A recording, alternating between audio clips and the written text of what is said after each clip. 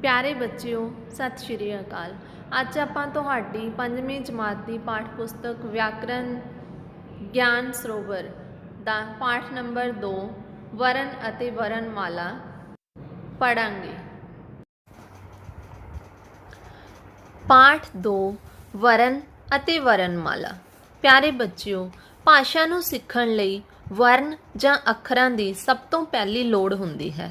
वर्ण ਜਾਂ ਅੱਖਰ ਹੀ ਕਿਸੇ ਭਾਸ਼ਾ ਦਾ ਆਧਾਰ ਹੁੰਦੇ ਹਨ। ਵਰਨ ਹੈ ਕੀ, ਇਹਨਾਂ ਬਾਰੇ ਜਾਣਨਾ ਬਹੁਤ ਜ਼ਰੂਰੀ ਹੁੰਦਾ ਹੈ। ਆਓ ਅੱਖਰਾਂ ਬਾਰੇ ਜਾਣੀਏ ਅਤੇ ਸਮਝੀਏ। ਵਰਨ ਜਾਂ ਅੱਖਰ ਕੀ ਹਨ? ਵਰਨ ਜਾਂ ਅੱਖਰ ਕਿਹਨਾਂ ਨੂੰ ਕਹਿੰਦੇ ਹਨ? ਇਹ ਭਾਸ਼ਾ ਦੀ ਉਹ ਸਭ ਤੋਂ ਛੋਟੀ ਇਕਾਈ ਜਿਸ ਦੇ ਅੱਗੋਂ ਹੋਰ ਭਾਗ ਨਾ ਹੋ ਸਕਣ ਉਹ ਵਰਨ ਜਾਂ ਅੱਖਰ ਅਖਵਾਉਂਦੇ ਹਨ, ਜਿਵੇਂ ਊੜਾ, ਸੱਸਾ, ਪੱਪਾ, ਲੱਲਾ ਆਦਿ। ਪੰਜਾਬੀ ਵਿੱਚ ਪਹਿਲਾਂ 35 ਅੱਖਰਾਂ ਦੀ ਵਰਤੋਂ ਕੀਤੀ ਜਾਂਦੀ ਸੀ, ਪਰ ਹੁਣ ਇਹਨਾਂ ਦੀ ਗਿਣਤੀ ਹੈ ਜੋ ਉਹ 41 ਹੋ ਗਈ ਹੈ। ਅੱਗੇ ਹੈ ਵਰਣਮਾਲਾ ਕੀ ਹੈ। ਪਿਆਰੇ ਬੱਚਿਓ, ਹਰੇਕ ਭਾਸ਼ਾ ਦੀ ਆਪਣੀ ਇੱਕ ਵਰਣਮਾਲਾ ਹੁੰਦੀ ਹੈ। ਉਸ ਦੇ ਅਨੁਸਾਰ ਹੀ ਉਹ ਭਾਸ਼ਾ ਹੈ ਜਿਹੜੀ ਬਣਦੀ ਹੈ। ਵਰਨਾਂ ਦੀ ਕਰਮਬੱਧ ਵਿਵਸਥਾ ਨੂੰ ਵਰਣਮਾਲਾ ਆਖਿਆ ਜਾਂਦਾ ਹੈ। ਪੰਜਾਬੀ ਭਾਸ਼ਾ ਦੀ ਵਰਣਮਾਲਾ ਵਿੱਚ ਹੁਣ 41 ਅੱਖਰ ਹਨ ਤੇ ਇਹਨਾਂ ਨੂੰ 8 ਭਾਗਾਂ ਵਿੱਚ 8 ਭਾਗ ਭਾਵ 8 ਵਰਗਾਂ ਦੇ ਵਿੱਚ ਵੰਡ ਕੇ ਲਿਖਿਆ ਜਾਂਦਾ ਹੈ, ਜਿਵੇਂ ਕਿ ਤੁਹਾਨੂੰ ਅੱਗੇ ਦਿਖਾ ਰਹੇ ਹਾਂ। ਸੋ ਪਿਆਰੇ ਬੱਚਿਓ, ਤੁਹਾਨੂੰ ਪਤਾ ਚੱਲਿਆ ਕਿ ਵਰਨ ਜਾਂ ਅੱਖਰ ਕੀ ਹਨ। ਜਿਹੜਾ ਵਰਨ ਹੈ ਜਾਂ ਅੱਖਰ ਉਹ ਭਾਸ਼ਾ ਦੀ ਸਭ ਤੋਂ ਛੋਟੀ ਇਕਾਈ ਹੈ ਜਿਹਦੇ ਅੱਗੇ ਹੋਰ ਭਾਗ ਨਹੀਂ ਕਰ ਸਕਦੇ, ਉਹਨਾਂ ਨੂੰ ਵਰਨ ਜਾਂ ਅੱਖਰ ਕਹਿੰਦੇ ਹਨ। ਜਿਵੇਂ ਫੋਰ ਐਗਜ਼ਾਮਪਲ ਤੁਹਾਨੂੰ ਦੱਸਿਆ ਸੀ ਊੜਾ, ਆੜਾ, ਈੜੀ, ਸੱਸਾ, ਲੱਲਾ ਆਦਿ। ਠੀਕ ਹੈ। ਤੇ ਪੰਜਾਬੀ ਦੇ ਵਿੱਚ ਪਹਿਲਾਂ ਜਿਹੜੇ ਹੈਗੇ ਸੀ 35 ਅੱਖਰਾਂ ਦੀ ਵਰਤੋਂ ਕੀਤੀ ਜਾਂਦੀ ਸੀ, ਪਰ ਹੁਣ ਇਹਨਾਂ ਦੀ ਗਿਣਤੀ ਹੈ ਜਿਹੜੀ ਉਹ 41 ਹੋ ਗਈ ਹੈ। ਤੇ ਵਰਣਮਾਲਾ ਕੀ ਹੈ? ਵਰਣਮਾਲਾ ਹੈ ਜਿਹੜੀ ਭਾਸ਼ਾ ਦੀ ਆਪਣੀ, ਹਰੇਕ ਭਾਸ਼ਾ ਦੀ ਆਪਣੀ ਇੱਕ ਵਰਣਮਾਲਾ ਹੁੰਦੀ ਹੈ। ਉਸ ਦੇ ਅਨੁਸਾਰ ਹੀ ਜਿਹੜੀ ਭਾਸ਼ਾ ਹੈ ਉਹ ਬਣਦੀ ਹੈ। ਪੰਜਾਬੀ ਦੀ ਵਰਣਮਾਲਾ ਦੇ 8 ਵਰਗ ਹਨ। ਉਹਨਾਂ ਨੂੰ ਇਸ ਤਰ੍ਹਾਂ ਵਰਗਾਂ ਦੇ ਵਿੱਚ ਵੰਡਿਆ ਗਿਆ ਹੈ, ਜਿਵੇਂ ਊੜਾ, ਆੜਾ, ਈੜੀ, ਸੱਸਾ, ਹਾਹਾ। ਇਹ ਪਹਿਲੀ ਲਾਈਨ ਹੈ ਪੰਜਾਬੀ ਵਰਣਮਾਲਾ ਦੀ, ਸਭ ਤੋਂ ਪਹਿਲੀ ਲਾਈਨ। ਇਸ ਨੂੰ ਮੁੱਖ ਵਰਗ ਵੀ ਕਿਹਾ ਜਾਂਦਾ ਹੈ।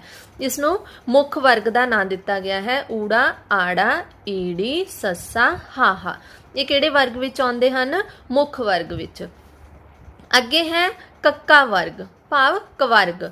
ਕੱਕਾ, ਖੱਖਾ, ਗੱਗਾ, ਘੱਗਾ, ঞ, ਇਹਨਾਂ ਨੂੰ ਕਵਰਗ।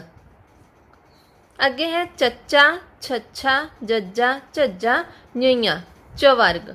ਇਹ ਥਰਡ ਲਾਈਨ ਹੈ। ਤੀਜੀ ਲਾਈਨ ਹੈ ਜਿਹੜੀ ਉਹ ਚੱਚਾ ਵਰਗ ਭਾਵ ਚਵਰਗ ਦੇ ਵਿੱਚ ਆਉਂਦੀ ਹੈ। ਨੈਕਸਟ ਹੈ ਟੈਂਕਾ, ਠੱਠਾ, ਡੱਡਾ, ਢੱਡਾ, ਅਣਾਣਾ।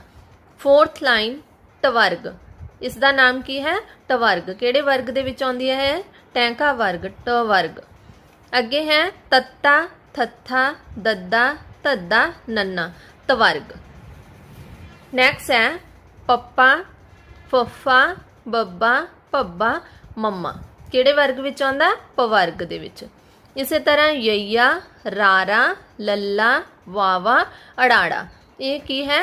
ਅੰਤਮ ਵਰਗ। ਇਹ ਪੰਜਾਬੀ ਵਰਣਮਾਲਾ ਦੀ ਅੰਤਮ ਲਾਈਨ ਹੈ, ਅੰਤਮ ਵਰਗ ਦੇ ਵਿੱਚ ਆਉਂਦੀ ਹੈ। ਜਿਵੇਂ ਕਿ ਪਹਿਲਾਂ 35 ਅੱਖਰ ਸਨ, ਊੜਾ ਤੋਂ ਲੈ ਕੇ ਅੜਾੜਾ ਤੱਕ ਜਿਹੜੇ 35 ਅੱਖਰ ਸੀ, ਇਸ ਨੂੰ 35 ਅੱਖਰੀ ਜਾਂ ਗੁਰਮੁਖੀ ਕਿਹਾ ਜਾਂਦਾ ਸੀ।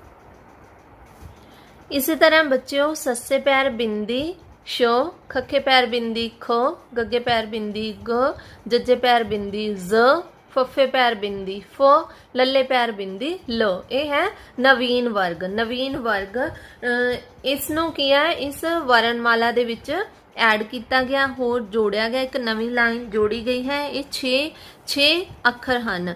ਇਹ ਨਵੀਨ ਵਰਗ ਦੇ ਜਿਹੜੇ ਸਾਰੇ ਵਰਨ ਨੇ ਇਹ ਅਰਬੀ ਤੇ ਫਾਰਸੀ ਦੀਆਂ ਧੁਨੀਆਂ ਨੂੰ ਲਿਖਣ ਲਈ ਬਣਾਏ ਗਏ ਹਨ। ਇਹਨਾਂ ਦੀ ਗਿਣਤੀ ਹੈ ਜਿਹੜੀ ਉਹ 6 ਹੈ। ਆਓ ਅੱਗੇ ਇਹਨਾਂ ਨੂੰ ਵਰਤਣ ਦਾ ਤਰੀਕਾ ਦੇਖਦੇ ਹਾਂ। ਬੱਚਿਓ, ਨਵੀਨ ਵਰਗ ਦੇ ਸਾਰੇ ਵਰਨ ਅਰਬੀ ਤੇ ਫਾਰਸੀ ਦੀਆਂ ਧੁਨੀਆਂ ਨੂੰ ਲਿਖਣ ਲਈ ਬਣਾਏ ਜਾਂਦੇ ਹਨ। ਇਹਨਾਂ ਦੀ ਗਿਣਤੀ ਹੈ ਜਿਹੜੀ ਉਹ 6 ਹੈ। ਜਿਵੇਂ ਸੱਸੇ ਪੈਰ ਬਿੰਦੀ ਸ਼ੋ, ਸ਼ੇ, ਸ਼ੇਰ। ਤੈਨੂੰ ਸ਼ਬਦ ਨੂੰ ਕੀ ਪੜਾਂਗੇ? ਸ਼ੇਰ। ਖੱਖੇ ਪੈਰ ਬਿੰਦੀ ਖ, ਖਰਬੂਜਾ। ਇਸੇ ਤਰ੍ਹਾਂ ਗੱਗੇ ਪੈਰ ਬਿੰਦੀ ਗ, ਗੁਬਾਰਾ। ਜੱਜੇ ਪੈਰ ਬਿੰਦੀ ਜ਼, ਇਹਨੂੰ ਕੀ ਪੜਾਂਗੇ ਇਸ ਤਸਵੀਰ ਨੂੰ? ਜੰਜੀਰ, ਜੰਜੀਰ। ਪਹਿਲੇ ਜ ਦੇ ਪੈਰ ਦੇ ਵਿੱਚ ਜ਼ ਡਾਟ ਲੱਗਿਆ ਹੋਇਆ ਤਾਂ ਇਹਨੂੰ ਪੜਾਂਗੇ ਜ਼, ਜੰਜੀਰ। ਇਸੇ ਤਰ੍ਹਾਂ ਅੱਗੇ ਹੈ ਫੱਫੇ ਪੈਰ ਬਿੰਦੀ ਫ, ਫੁਹਾਰਾ। ਲੱਲੇ ਪੈਰ ਬਿੰਦੀ ਲ, ਪਾਲਾ, ਲਾ।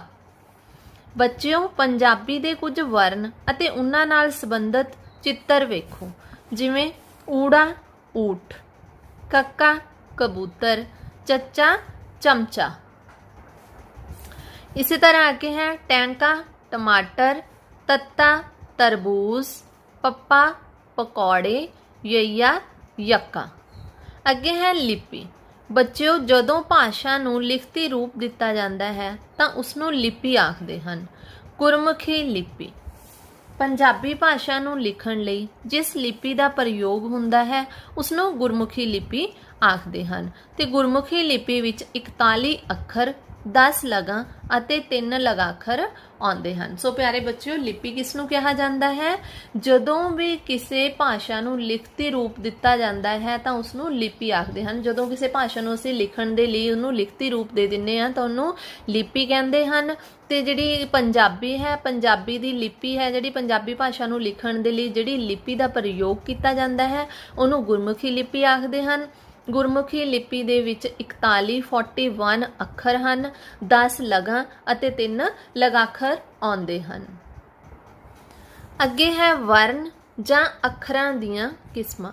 ਬੱਚਿਓ, ਵਰਨ ਜਾਂ ਅੱਖਰ 2 ਪ੍ਰਕਾਰ ਦੇ ਹੁੰਦੇ ਹਨ। ਨੰਬਰ 1 ਸਵਰ ਅੱਖਰ। ਸਵਰ ਅੱਖਰ ਕਿਹੜੇ ਹਨ? ਊੜਾ, ਆੜਾ, ਈੜੀ। ਪੰਜਾਬੀ ਦੇ ਵਿੱਚ 3 ਸਵਰ ਹਨ, ਊੜਾ, ਆੜਾ, ਈੜੀ। ਅਤੇ ਵਿਅੰਜਨ ਅੱਖਰ, ਸੱਸਾ ਤੋਂ ਲੈ ਕੇ ਅੜਾੜਾ ਤੱਕ ਸਾਰੇ ਜਿਹੜੇ ਅੱਖਰ ਹਨ ਉਹਨਾਂ ਨੂੰ ਕੀ ਕਿਹਾ ਜਾਂਦਾ ਹੈ? ਵਿਅੰਜਨ। ਪੰਜਾਬੀ ਦੇ ਵਿੱਚ ਸਵਰ ਕਿੰਨੇ ਹਨ? 3। ਕਿਹੜੇ ਕਿਹੜੇ ਹਨ? ਊੜਾ, ਆੜਾ, ਈੜੀ। ਅਤੇ ਵਿਅੰਜਨ ਅੱਖਰ ਕਿੰਨੇ ਨੇ? ਸੱਸਾ ਤੋਂ ਲੈ ਕੇ ਅੜਾੜਾ ਤੱਕ ਦੇ ਸਾਰੇ ਅੱਖਰਾਂ ਨੂੰ ਵਿਅੰਜਨ ਕਿਹਾ ਜਾਂਦਾ ਹੈ। ਇਸੇ ਤਰ੍ਹਾਂ ਨਵੀਨ ਵਰਗ ਦੇ ਸਾਰੇ ਅੱਖਰ ਵੀ ਵਿਅੰਜਨ ਅੱਖਰ ਹਨ। ਜਿਹੜੇ ਨਵੀਨ ਵਰਗ ਭਾਵ ਸੱਸੇ ਪੈਰ ਬਿੰਦੀ ਵਾਲੇ 6 ਅੱਖਰ ਨੇ ਉਹਨਾਂ ਨੂੰ ਨਵੀਨ ਵਰਗ ਕਿਹਾ ਜਾਂਦਾ ਹੈ। ਨਵੀਨ ਵਰਗ ਦੇ ਸਾਰੇ ਅੱਖਰ ਵੀ ਵਿਅੰਜਨਾਂ ਦੇ ਵਿੱਚ ਹੀ ਆਉਂਦੇ ਹਨ। ਅੱਗੇ ਹੈ ਸਵਰ ਅੱਖਰ ਕੀ ਹਨ? ਉਹ ਅੱਖਰ ਜੋ ਕਿਸੇ ਹੋਰ ਅੱਖਰਾਂ ਦੀ ਸਹਾਇਤਾ ਤੋਂ ਬਿਨਾਂ ਬੋਲੇ ਜਾਣ ਉਸਨੂੰ ਸਵਰ ਅੱਖਰ ਕਿਹਾ ਜਾਂਦਾ ਹੈ। ਪੰਜਾਬੀ ਦੇ ਵਿੱਚ ਇਹ 3 ਹਨ, ਊੜਾ, ਆੜਾ, ਈੜੀ। ਉਹ ਅੱਖਰ ਜਿਹੜੇ ਕਿਸੇ ਹੋਰ ਅੱਖਰਾਂ ਦੀ ਸਹਾਇਤਾ ਤੋਂ ਬਿਨਾਂ ਬੋਲੇ ਜਾਂਦੇ ਹਨ ਉਹਨਾਂ ਨੂੰ ਸਵਰ ਅੱਖਰ ਕਿਹਾ ਜਾਂਦਾ ਹੈ। ਪੰਜਾਬੀ ਦੇ ਵਿੱਚ ਸਵਰ 3 ਹਨ, ਜਿਵੇਂ ਊੜਾ, ਆੜਾ ਤੇ ਈੜੀ। ਊੜਾ ਭਾਵ ਊੜਾ ਉਨ, ਆੜਾ ਆਂਵਲਾ, ਈੜੀ ਇਮਲੀ। ਇਸੇ ਤਰ੍ਹਾਂ ਅੱਗੇ ਹੈ ਵਿਅੰਜਨ ਅੱਖਰ ਕੀ ਹਨ? ਵਿਅੰਜਨ ਕੀ ਹੁੰਦੇ ਹਨ? ਉਹ ਅੱਖਰ ਜੋ ਸਵਰ ਅੱਖਰਾਂ ਦੀ ਸਹਾਇਤਾ ਨਾਲ ਬੋਲੇ ਜਾਣ ਉਹ ਵਿਅੰਜਨ ਅਖਵਾਉਂਦੇ ਹਨ। ਉਹ ਅੱਖਰ ਜਿਹੜੇ ਸਵਰ ਅੱਖਰਾਂ ਦੀ ਸਹਾਇਤਾ ਦੇ ਨਾਲ ਬੋਲੇ ਜਾਂਦੇ ਹਨ ਉਹ ਕਿਹੜੇ ਕੀ ਅਖਵਾਉਂਦੇ ਹਨ? ਵਿਅੰਜਨ ਅਖਵਾਉਂਦੇ ਹਨ। ਪੰਜਾਬੀ ਵਿੱਚ ਸੱਸਾ ਤੋਂ ਅੜਾੜਾ ਤੱਕ ਵਰਗ ਦੇ ਸਾਰੇ ਅੱਖਰ ਨੇ ਜਿਹੜੇ ਉਹ ਕੀ ਹਨ? ਵਿਅੰਜਨ ਅੱਖਰ ਹਨ। ਜਿਵੇਂ ਨੰਨਾ ਨਲਕਾ, ਦੱਦਾ ਦੰਦ, ਭੱਬਾ ਭਾਲੂ। ਬੱਚਿਓ, ਵਿਅੰਜਨ ਅੱਖਰਾਂ ਵਿੱਚ ਅਨੁਨਾਸਕ ਜਾਂ ਨਾਸਕੀ ਅੱਖਰ ਵੀ ਹਨ। ਪੰਜਾਬੀ ਵਿੱਚ ਨਾਸਕੀ ਅੱਖਰ 5 ਹਨ, ਜਿਵੇਂ ঞ, ঞ, ਨਾਣਾ, ਨੰਨਾ ਤੇ ਮੰਮਾ। ਇਹ ਤਿੰਨਾਂ ਅੱਖਰਾਂ ਨੂੰ ਨਾਸਕੀ, ਅਨੁਨਾਸਕੀ ਜਾਂ ਨਾਸਕੀ ਅੱਖਰ ਕਿਹਾ ਜਾਂਦਾ ਹੈ। 5 ਅੱਖਰਾਂ ਨੂੰ ਨਾਸਕੀ ਜਾਂ ਅਨੁਨਾਸਕੀ ਅੱਖਰ ਕਿਹਾ ਜਾਂਦਾ ਹੈ। ਜਿਵੇਂ ঞ, ਗੰਗਾ ਸ਼ਬਦ ਦੀ ਵਰਤੋਂ ਕਿੱਥੇ ਕੀਤੀ ਜਾਂਦੀ ਹੈ? ਵੰਗਾਂ। ਤ੍ਰਿੰਜਣ, ঞ ਦੀ ਤ੍ਰਿੰਜਣ। ਥਣ, ਨਾਣਾ, ਥੱਥਾ ਨਾਣਾ, ਥਣ। ਨੰਨਾ ਨਾਨੀ, ਮੰਮਾ ਮਾਮਾ। ਹੁਣ ਅੰਗਾਂ ਤੇ ঞ ਦੀ ਵਰਤੋਂ ਬਹੁਤ ਘੱਟ ਹੋ ਗਈ ਹੈ। ਇਸੇ ਤਰ੍ਹਾਂ ਅੱਗੇ ਹੈ ਦੁੱਤ ਅੱਖਰ। ਦੁੱਤ ਅੱਖਰ ਕਿਹੜੇ ਹੁੰਦੇ ਹਨ? ਪੰਜਾਬੀ ਭਾਸ਼ਾ ਵਿੱਚ 3 ਦੁੱਤ ਅੱਖਰਾਂ ਦੀ ਵਰਤੋਂ ਵੀ ਕੀਤੀ ਗਈ ਹੈ। ਇਹ ਅੱਖਰਾਂ ਦੇ ਪੈਰੀਂ ਪਾਏ ਜਾਂਦੇ ਹਨ, ਜਿਵੇਂ ਹਾਹਾ, ਹਾਹਾ ਹੈ ਜੋ ਛੋਟਾ ਬਣਾ ਕੇ ਇਹਨੂੰ ਪੈਰ ਦੇ ਨੀਚੇ ਪਾਇਆ ਜਾਂਦਾ ਹੈ, ਜਿਵੇਂ ਪੜ, ਪੱਪਾ ਡਾੜਾ ਪੈਰ 'ਚ ਹਾਹਾ ਪੜ, ਜੜ ਜੱਜਾ ਡਾੜਾ ਪੈਰ 'ਚ ਹਾਹਾ ਜੜ। ਇਸੇ ਤਰ੍ਹਾਂ ਰਾਰਾ ਤੇ ਵਾਵਾ, ਹਾਹਾ ਰਾਰਾ ਵਾਵਾ, ਇਹ ਤਿੰਨ ਕੀ ਨੇ? ਦੁੱਤ ਅੱਖਰ। ਤੇ ਰਾਰਾ ਨੂੰ ਕਿਵੇਂ ਵਰਤਿਆ ਜਾਂਦਾ? ਪ੍ਰਕਾਰ, ਪੱਪਾ ਪੈਰ 'ਚ ਰਾਰਾ, ਕੱਕੇ ਕੰਨਾ ਰਾਰਾ ਪ੍ਰਕਾਰ। ਇਸੇ ਤਰ੍ਹਾਂ ਪ੍ਰਕਾਸ਼, ਪੱਪਾ ਪੈਰ 'ਚ ਰਾਰਾ, ਕੱਕੇ ਕੰਨਾ ਸੱਸੇ ਪੈਰ ਬਿੰਦੀ ਸ਼ੋ ਪ੍ਰਕਾਸ਼। ਇਸੇ ਤਰ੍ਹਾਂ ਵਾਵਾ, ਵਾਵਾ ਦੀ ਵਰਤੋਂ ਕਿਵੇਂ ਹੁੰਦੀ ਹੈ ਪੈਰ 'ਚ? ਵਾਵਾ ਸਵੈ ਰੁਜ਼ਗਾਰ, ਸੱਸਾ ਪੈਰ 'ਚ ਵਾਵਾ, ਦਲੈਂਕੜ ਸਵੈ ਰੁਜ਼ਗਾਰ, ਸਵੈ ਰੁਜ਼ਗਾਰ। ਇਸੇ ਤਰ੍ਹਾਂ ਸਵੈ ਚਾਲਕ। ਇਹ ਤਿੰਨੋਂ ਹਨ ਦੁੱਤ ਅੱਖਰ, ਹਾਹਾ ਰਾਰਾ ਵਾਵਾ, ਇਹ ਤਿੰਨੇ ਕੀ ਹੈ? ਦੁੱਤ ਅੱਖਰ ਹਨ। ਤੇ ਅੱਜ ਕੱਲ ਜਿਹੜੀ ਦੁੱਤ ਅੱਖਰਾਂ ਦੀ ਵਰਤੋਂ ਆ ਉਹ ਲਗਭਗ ਖਤਮ ਹੀ ਹੁੰਦੀ ਜਾ ਰਹੀ ਹੈ। ਅੱਗੇ ਹੈ ਕੁਝ ਯਾਦ ਰੱਖਣ ਯੋਗ ਗੱਲਾਂ। ਯਾਦ ਰੱਖਣ ਯੋਗ ਗੱਲਾਂ। ਭਾਸ਼ਾ ਦਾ ਲਿਖਤੀ ਰੂਪ ਲਿਪੀ ਹੈ। ਭਾਸ਼ਾ ਦਾ ਲਿਖਤੀ ਰੂਪ ਕੀ ਹੈ? ਲਿਪੀ। ਹਰੇਕ ਭਾਸ਼ਾ ਦੀ ਆਪਣੀ ਲਿਪੀ ਹੁੰਦੀ ਹੈ। ਜਿਹੜੀ ਲਿਪੀ ਹੈ ਉਹ ਹਰੇਕ ਭਾਸ਼ਾ ਦੀ ਅਲੱਗ-ਅਲੱਗ ਲਿਪੀ ਹੁੰਦੀ ਹੈ। ਨੰਬਰ 3, ਅੱਖਰਾਂ ਦੀ ਮਦਦ ਨਾਲ ਹੀ ਭਾਸ਼ਾ ਹੈ ਜਿਹੜੀ ਉਹ ਲਿਖੀ ਜਾਂਦੀ ਹੈ। ਅਗਰ ਕਿਸੇ ਭਾਸ਼ਾ ਦੇ ਅੱਖਰ ਹਨ ਤਾਂ ਹੀ ਉਸ ਭਾਸ਼ਾ ਨੂੰ ਲਿਖਿਆ ਜਾ ਸਕਦਾ ਹੈ। ਅੱਗੇ ਹੈ ਸਾਰੇ ਅੱਖਰਾਂ ਦਾ ਚੰਗੀ ਤਰ੍ਹਾਂ ਗਿਆਨ ਹੋਣਾ ਜ਼ਰੂਰੀ ਹੈ। ਸਾਰੇ ਅੱਖਰਾਂ ਦਾ ਗਿਆਨ ਹੈ ਜਿਹੜਾ ਉਹ ਚੰਗੀ ਤਰ੍ਹਾਂ ਹੋਣਾ ਚਾਹੀਦਾ ਹੈ।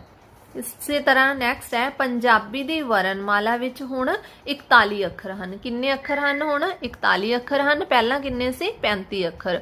ਊੜਾ ਤੋਂ ਉੜਾੜਾ ਤੱਕ 35 ਅੱਖਰ ਸੀ ਤੇ ਊੜਾ ਤੋਂ ਲੱਲਾ ਪੈਰ ਬਿੰਦੀ ਤੱਕ ਨੇ ਜਿਹੜੇ ਉਹ 41 ਅੱਖਰ ਹਨ। ਇਸੇ ਤਰ੍ਹਾਂ ਨੈਕਸਟ ਹੈ ਨਾਸਕੀ ਅੱਖਰਾਂ ਦੀ ਆਵਾਜ਼ ਹੈ ਜਿਹੜੀ ਉਹ ਕਿੱਥੋਂ ਆਉਂਦੀ ਹੈ?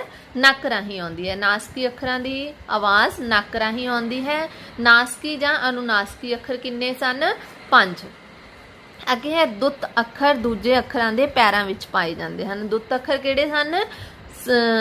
ਹਾਹਾ ਰਾਰਾ ਤੇ ਵਾਵਾ ਜਿਹੜੇ ਦੂਜੇ ਅੱਖਰਾਂ ਦੇ ਪੈਰਾਂ ਦੇ ਵਿੱਚ ਪਾਏ ਜਾਂਦੇ ਹਨ ਉਹਨਾਂ ਨੂੰ ਕੀ ਕਿਹਾ ਜਾਂਦਾ ਹੈ? ਦੁੱਤ ਅੱਖਰ।